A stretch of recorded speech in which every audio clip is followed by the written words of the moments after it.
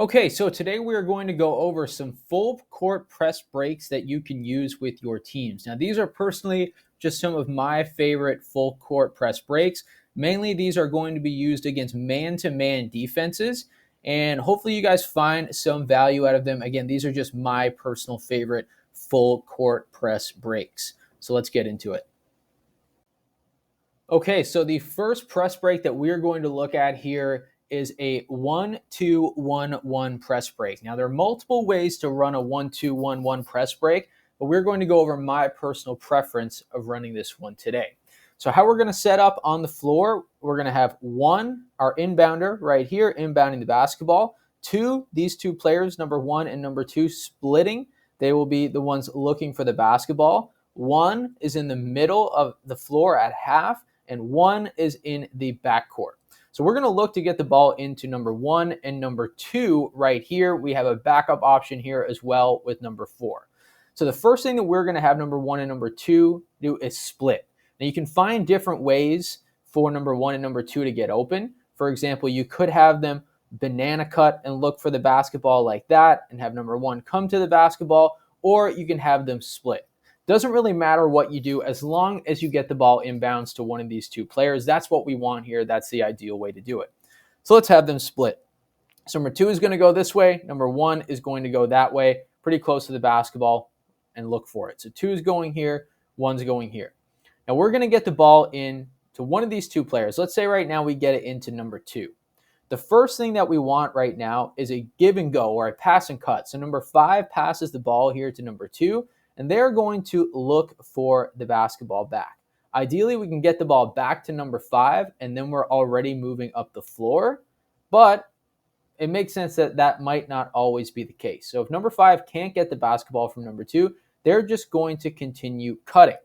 Then what we're going to have happen is number four sprint down here to around the three-point line or the foul line, and they're going to receive the basketball ideally here from number two. So we want to get the basketball in there to number four.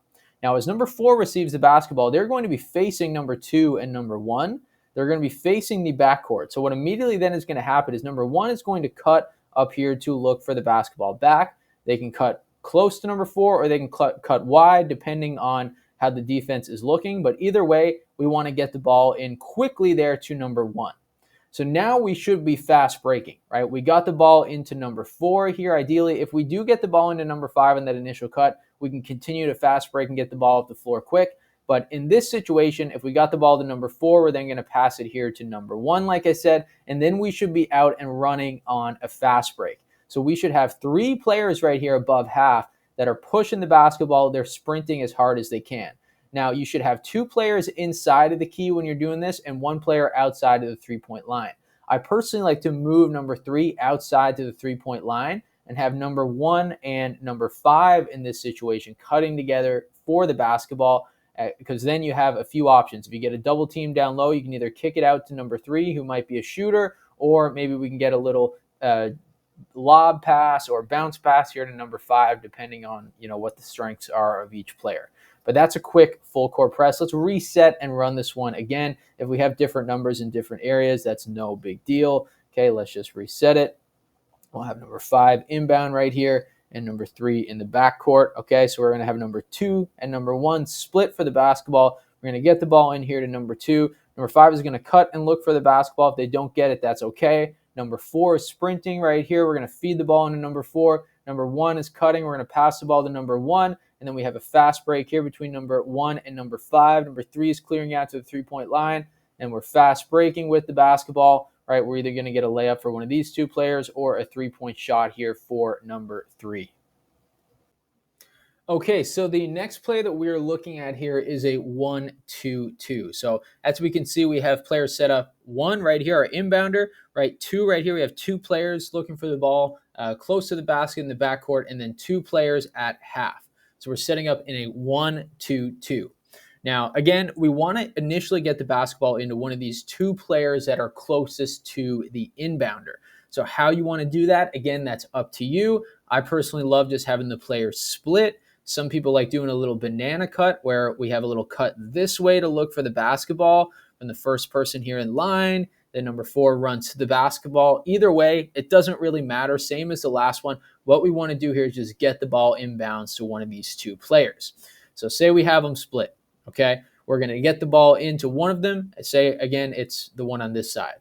What we're going to have then is the opposite side of the floor, the opposite player at half. They're going to sprint down to about the 3-point line and look for the basketball. So in this situation, it's number 3. So number 3 is going to sprint to about right here and look for the basketball. So they're going to get the ball back from number 2.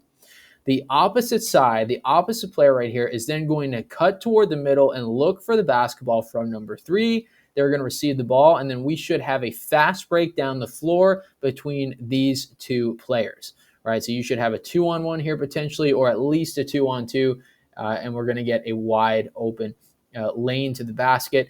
If it's not 100% there for a layup, then you can just dribble outside the 3-point line and reset into your offense. That's fine as well, but you are going to get something here. So let's reset that again, maybe go to the opposite side this time. The numbers are not the same. That's not the end of the world, right? We don't really care about that too much. We just want to get the ball inbounds. You're going to put your players in each position that, are strong enough to be there.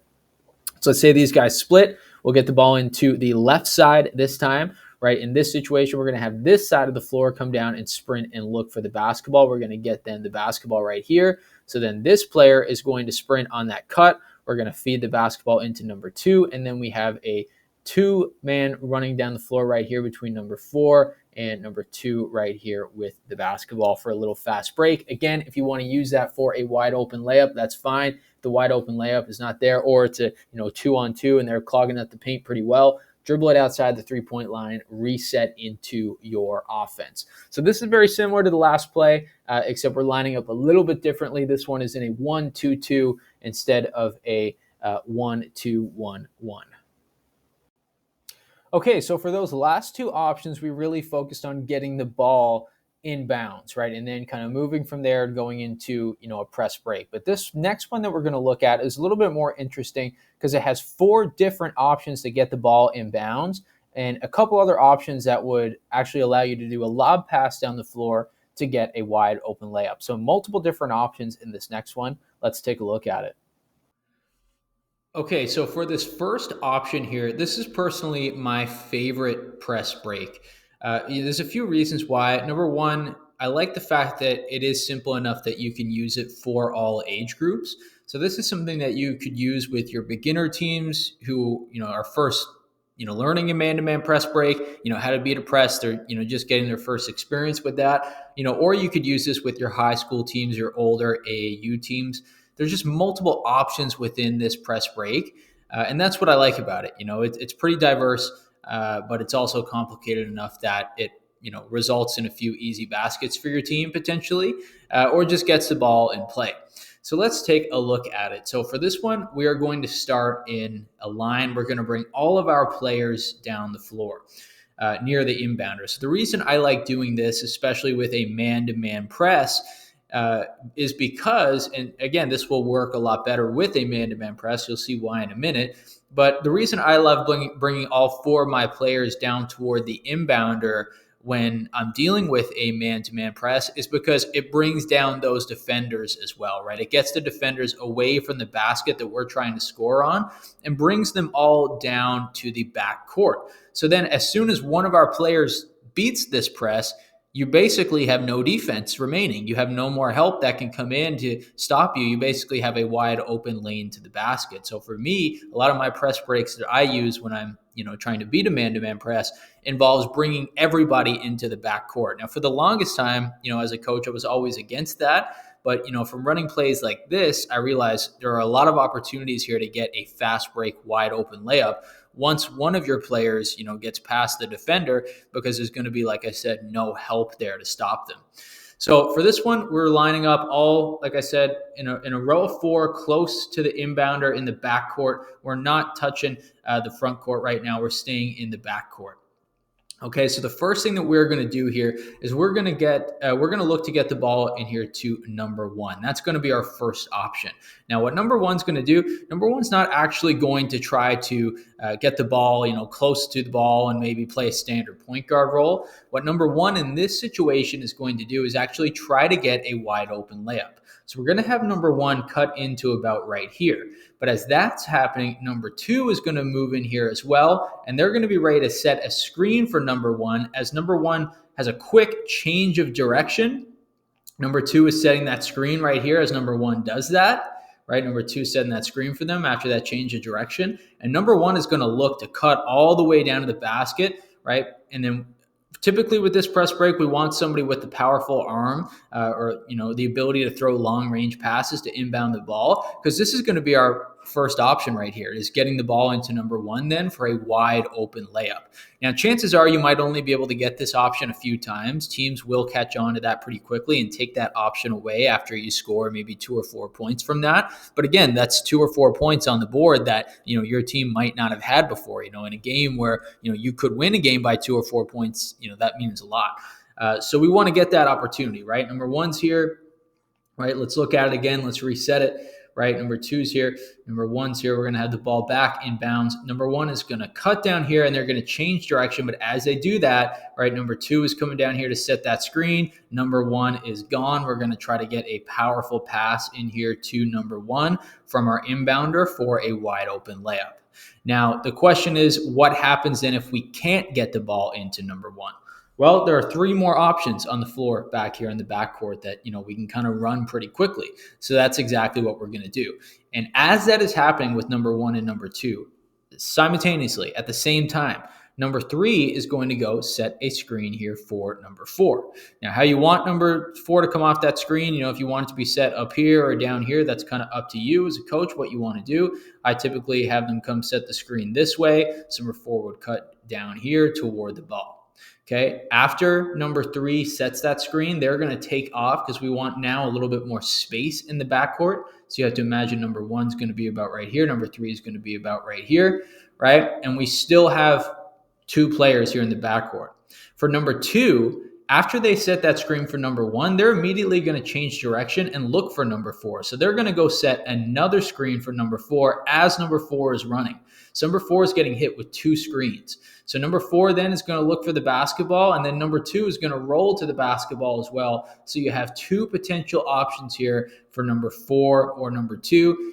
Whoever gets that ball in this situation, number 4, you can then try to bring it up the side, bring it up the middle, whichever you prefer. You could have number 5 cut down the middle. Again, that's totally up to you. But, in this situation of a man-to-man, it's going to be pretty easy for, our players to beat that at this point because, again, all these players are back here now. So if any of their defenders come up to help, right, that's an easy lob pass over there to number 1 or number 3. So typically that wouldn't happen if it is a smart defending team. So they are going to bring, their defense pretty close to the player that they're guarding. And, for that reason, at this point, it's going to be pretty easy to get the ball up the floor in a man-to-man press situation. But again, the main options with this one, we want to try to look for that long pass here with number 1. If we can't get it, though, we have some options then to get the ball in here to number 4 or number 2 off of that roll. So this press break, this man-to-man press breaks gives us a few different options here, which is why I typically like to use this one the most. All right, folks, that is all we have for today's particular topic. If you made it this far into today's lesson, it is greatly appreciated. Now, if you guys could also do me a huge favor and like this video and subscribe to our channel, it would also be greatly appreciated. We are the Online Basketball Academy. My name is Coach Danny, and I continuously upload different basketball plays, basketball systems, basketball tactics, and basketball drills that youth basketball players or training basketball players can use or basketball coaches can use with their players and their teams. Like I said, folks, if you could take the time to like this video and subscribe to our channel so I can continue to make this type of content for you all, that would be greatly appreciated. Till next time, peace out.